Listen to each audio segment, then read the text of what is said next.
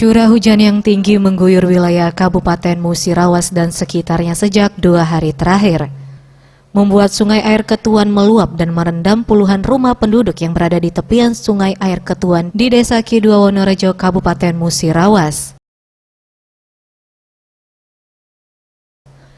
Banjir yang tingginya bervariasi 25 hingga 50 cm ini merendam puluhan rumah warga dan kolam ternak ikan, perkebunan milik warga serta akses jalan desa.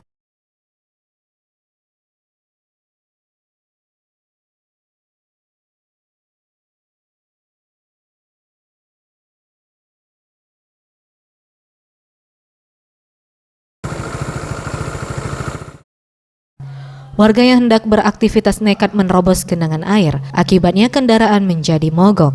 Menurut Supriyadi, warga yang terkena dampak musibah banjir mengatakan, banjir menyebabkan sungai air Ketuan meluap dan merendam banyak rumah warga serta kolam ternak ikan.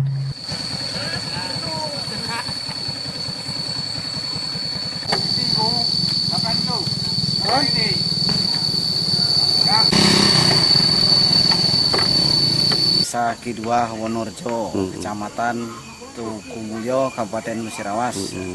Ini dampak daripada banjir, yakni hujan semalaman yang berakibatkan banyak rumah kebanjiran dan kolam-kolam meluap. Tim Liputan Sriwijaya TV.